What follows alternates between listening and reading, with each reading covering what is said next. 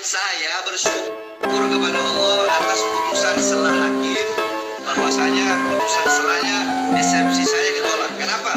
Karena sidang bisa berjalan. Saya bersyukur dan nantinya saya akan membuktikan bahwa saya apa yang saya sampaikan Habib Rizik di penjara karena maulid itu benar adanya, dan bahwasanya 16 kali yang dibantai dengan keji di KM 50 itu benar adanya akan saya buktikan di sidang. Kita putar. Dan Profesor Kiai Haji Ma'ruf Amin telah sepakat untuk mewakafkan diri kami berdua untuk kesejahteraan seluruh rakyat Indonesia. Kita memastikan 5 tahun ke depan insya Allah negara kita akan lebih kuat ekonominya. Untuk para petani, Aduh, sakit gigi. untuk para nelayan, untuk para buruh, untuk para dokter, untuk para pegawai negeri, untuk para TNI, untuk para Polri, seniman, pekerja kreatif, pengusaha kecil, pengusaha menengah, pengusaha besar, baik anak-anak muda, ibu-ibu, bapak-bapak semuanya, kita harus pastikan hidup kita lebih baik dari hari ini untuk 5 tahun ke depan.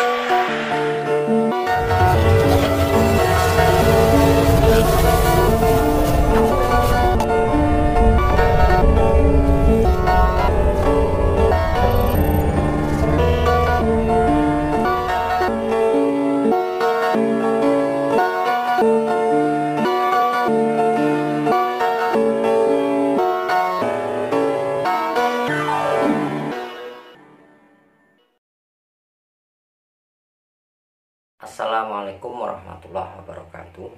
Alhamdulillahirrahmanirrahim. Wassalatu wassalamu ala asrofil anbiya wal mursalin Sayyidina wa maulana Muhammadin wa ala alihi wa sahbihi ajmain, amma ba'd. Pertama kita panjatkan puja dan puji syukur kita kehadirat Allah Subhanahu wa taala yang telah menganugerahi kita semuanya kenikmatan, dan yang paling utama adalah kenikmatan iman dan Islam di zaman akhir ini. Selawat dan salam kita haturkan kepada baginda Rasulullah Shallallahu Alaihi Wasallam, yang mana kita berdp berharap-harap syafaat beliau, telaga kausar beliau. Semoga kita tetap istiqomah di jalan beliau, kita tetap istiqomah di akhir zaman melalui jalan Ashabul Yamin, golongan mayoritas kanan, ya kan? Insya Allah kita akan selamat dunia dan akhirat.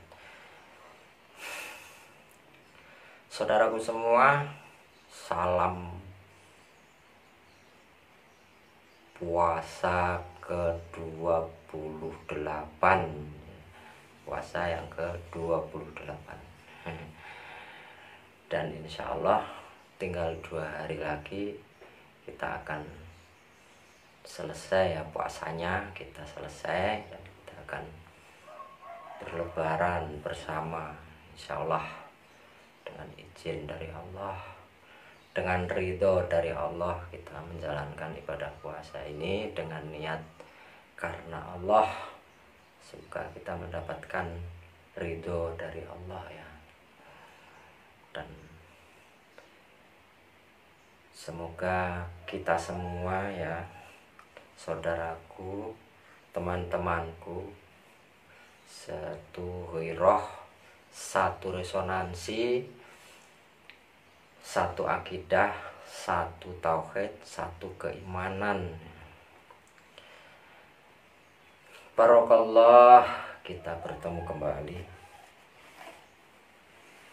walaupun agak matanya agak ngantuk-ngantuk gimana ya belum tidur dari kemarin ya, biasalah namanya berusaha untuk istiqomah ya, berusaha untuk selalu berada bersama barisan para ahli-ahli tidak tidur. Insya Allah Teman-temanku, saudara-saudaraku, kita mendapatkan berita yang menarik ya. Setelah kemarin mengumumkan Lebaran akan dimajukan ya kan. Jadi puasa belakangan, Lebaran duluan kan gitu. Setelah mendapatkan berbagai macam tonjokan sana sini ya, karena memang itu sangat-sangat berbahaya. Puasa 28 hari nggak ada tuntunannya. Akhirnya memutuskan Senin tanggal 2 Lebaran kemudian dibarengkan. Niatnya pun sudah jelas itu, untuk menarik kembali simpati masyarakat Indonesia. Sudah nggak simpati, masyarakat Indonesia ini sudah tidak simpati lagi ya. Masyarakat Indonesia ini sudah tidak simpati lagi, apalagi umat Islam itu sangat sakit, sangat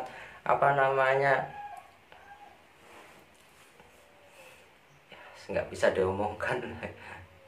Karena apa? Negeri ini dijual, negeri ini digadaikan dengan jeratan utang virtual. Nah, memang utang Indonesia kepada Tiongkok itu kan memang virtual, alias utang siluman.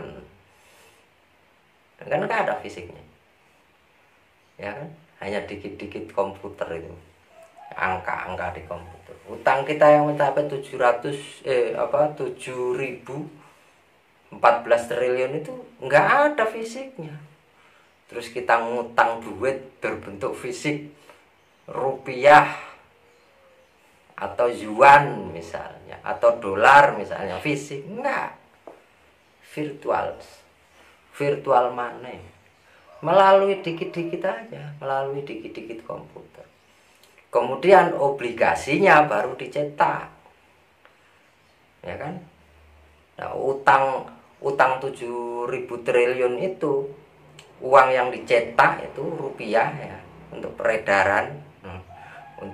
peredaran uang fisik itu nggak ada 1.000 triliun gitu. Makanya kan pajak dinaikkan, harga BBM dinaikkan, harga sembako, kebutuhan pokok masyarakat itu semua dinaikkan. Itu hanya untuk membayar bunga itu. Bunganya aja itu setara dengan modal bank Mandiri. Dan itu semua virtual. Jeratan hutang itu alasan untuk menjajah, alasan untuk menguasai wilayah, menguasai teritorial, dan mengeruk SDA bangsa itu. Itu jeratan hutang. Hutangnya ya siluman aja, nggak ada fisiknya. Coba ditanya, ada nggak fisiknya yang 7.000 triliun? Nggak ada. Ya nggak ada lah, kan itu juga namanya kan uang pinjaman lah, iya. Sekarang masalahnya kok berani, ya kan?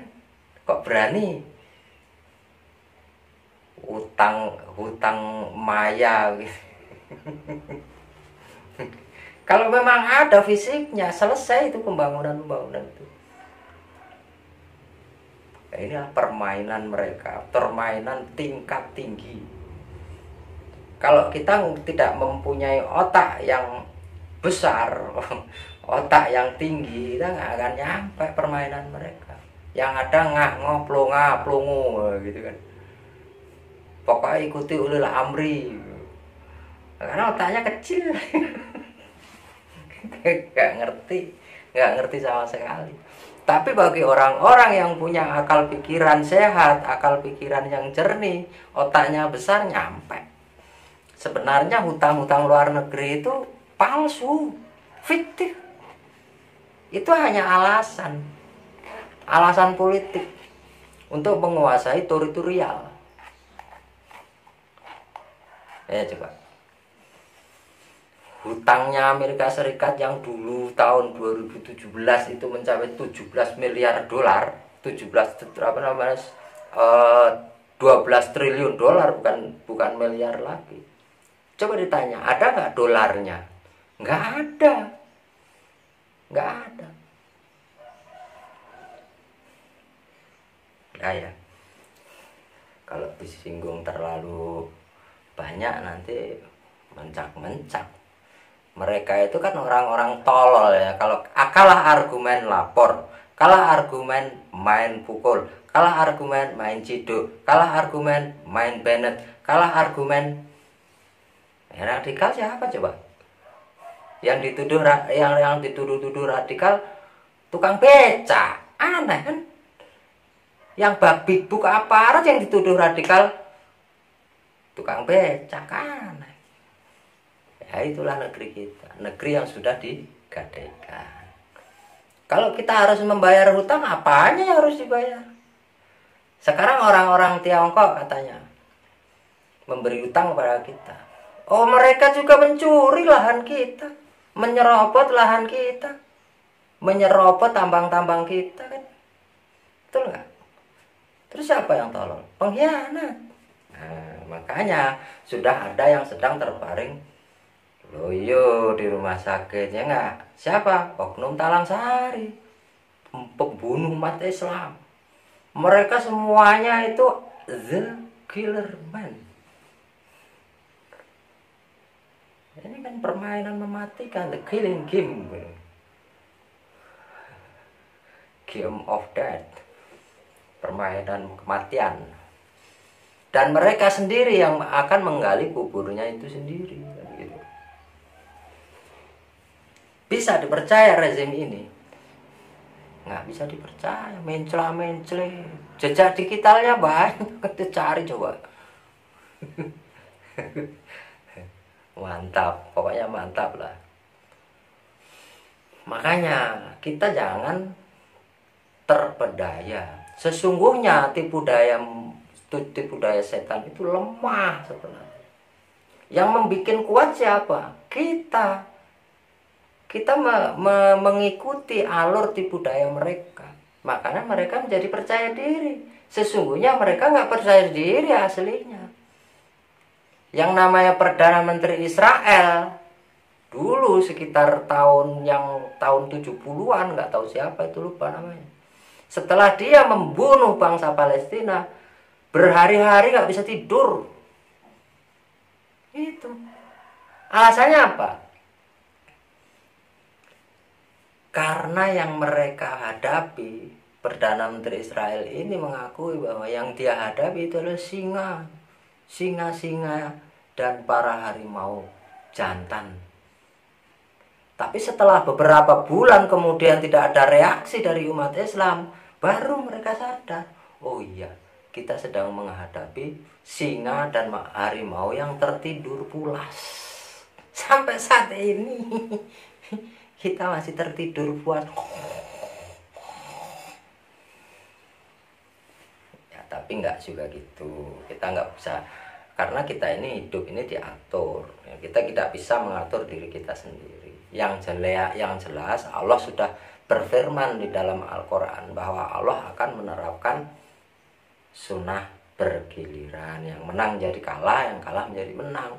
Dan yang paling utama adalah umat Islam ini harus diuji. Jangan katanya saya beriman, jangan katanya saya berislam kalau nggak dibuktikan gitu. Dan ternyata ada yang peduli dengan keimanannya, bahkan sampai rela dibunuh, rela di penjara. Ada yang nggak peduli, alias cari aman. Nah, yang penting saya tiap hari ngaji, yang penting saya tiap hari sholat berjamaah, yang penting saya tiap hari zikir, baca Al-Quran. Negara kan sudah ada yang ngurusin. Ada yang kayak gitu, ada bahkan sebutannya kiai, ustadz. Ya, ada yang memihak kepada mereka, alias munafik. Nah itulah. Ya seperti itu. Jadi kabar ini Indonesia akan segera diambil alih, akan segera diakuisisi oleh pemerintah Tiongkok karena sudah tidak bisa membayar. Bunganya saja tidak bisa membayar. Kita harus gimana? Yang ngutang siapa? Elit. Yang kena imbasnya bangsa kita, bangsa negeri ini, negara ini. Sudah kita dibohongi tentang utang yang membengkak sampai segitu, SDA kita dikeruk. Sedangkan kita sebagai bangsa Nusantara ini dibikin bodoh. Bahkan nggak sampai di situ, diintimidasi, diancam dan lain sebagainya. Nah sekarang intimidasi dan ancaman mulai reda karena mau pemilu 2024. Sedangkan 2024 itu adalah limit batas daripada mulkan jabriyah. Dan apa kata Rasulullah? Setiap 100 tahun maka Allah akan menurunkan mujaddid. Artinya pembaharu, artinya pemimpin sentral umat Islam. Dan kita yang akan kita tunggu itu, bukan presiden. Kan gitu. Ya, itulah sekelumit rahasia. Sekelumit tentang negeri ini yang dipimpin oleh otak kosong, dipimpin oleh cangkang-cangkang atau jasad-jasad yang tidak punya otak, kan gitu. Mereka adalah zombie-zombie yang bergentayangan. Zombie-zombie. Jadi kita ini sedang dipimpin oleh para zombie, ya kan. Nah, makanya ada yang sudah ada dalam pembaringan. Mudah-mudahan itu beritanya betul, ya kan? Masih ada kesempatan kalau mau bertobat, dan sebesar apa kesalahan, sebesar apapun dosanya masih bisa dimanfaatkan dengan syarat menjalani konsekuensi. Dan karena mereka dia adalah dalang daripada pembunuhan, maka itu urusannya dengan yang dibunuh dan keluarganya. Kan gitu. Darah dibayar dengan darah. Ya.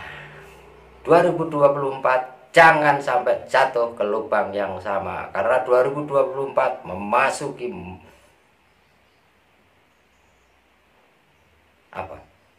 khilafah ala minhaj nubuwah. Dan ini ditulis oleh seorang profesor dari Eropa, ya, seorang kafir kafah yang pada akhir artikelnya dia mengatakan semoga tidak terjadi. Baik, sampai di sini saja karena saya mau istirahat sebentar sampai menjelang Jumat. Moga-moga kita tetap istiqomah, tetap di jalan yang hak walaupun pahit, dan kita tetap datangkan yang hak, akan Allah hancurkan yang batil. Idza ja'al haq wa zahaqal batil innal batila.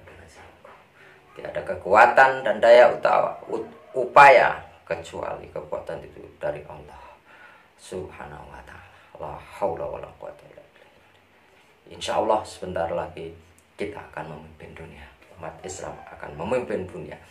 Dunia kalau dipimpin dengan cara Islam, dengan cara